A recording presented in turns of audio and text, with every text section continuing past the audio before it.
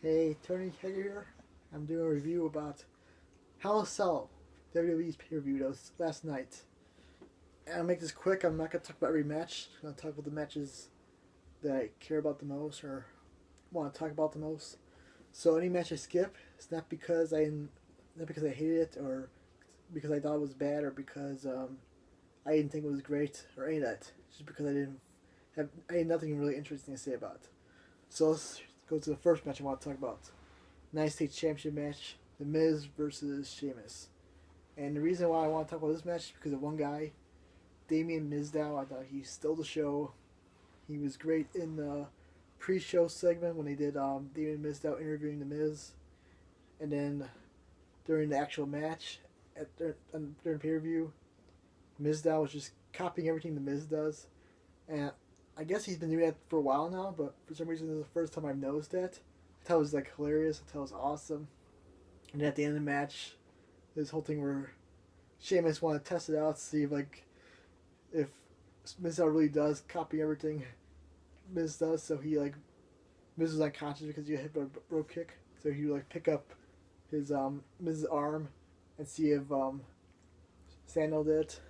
And it was really just, it's hard to explain, but it was just one of those segments that if you read it on paper, it would probably sound stupid, but you gotta see it. It was just funny. I enjoyed that little segment at the end after the match, so that was great. You know, Mizdow, he's a big star now. Not a huge star, but I like what they're doing with him. Kind of. I still want him to see. I want him to get a bigger push. I want him to be winning matches, winning titles, but at least he's on TV and he's been entertaining, so that's good. Okay, next match I want to talk about John Cena and Randy Orton in the Hell in a Cell. Just thought it was a boring match. Didn't care too much about it at all.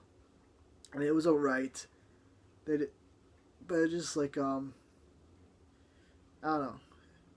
It was like they tried, but it was just the same old PG Hell in a Cell match. They kind of used the walls a little bit, kind of troop people into.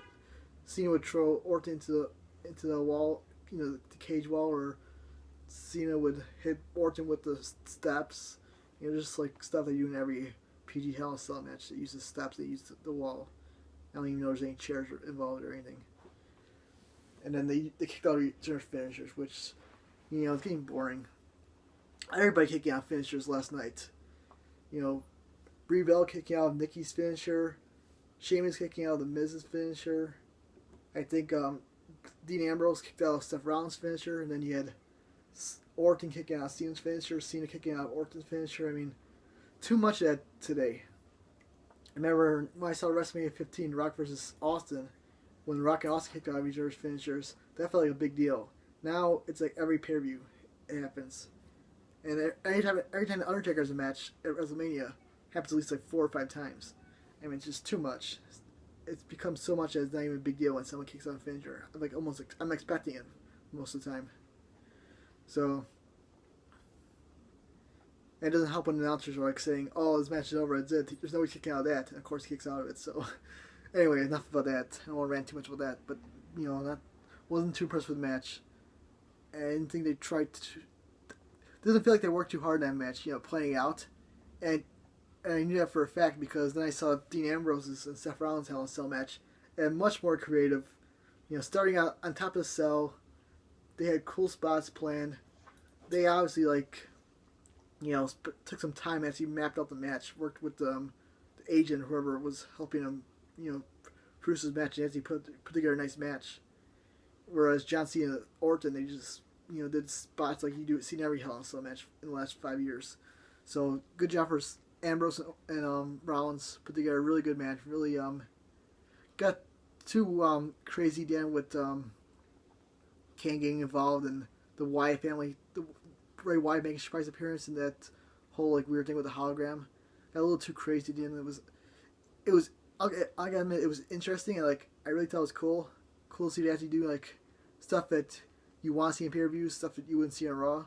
That was cool, but Rollins and Ambrose need a blow-off match. A clean blow-off match where it was a clean winner, and Ambrose needs to get a win over Rollins. So hopefully we get that match sometime. I thought this was going to be it. I guess not.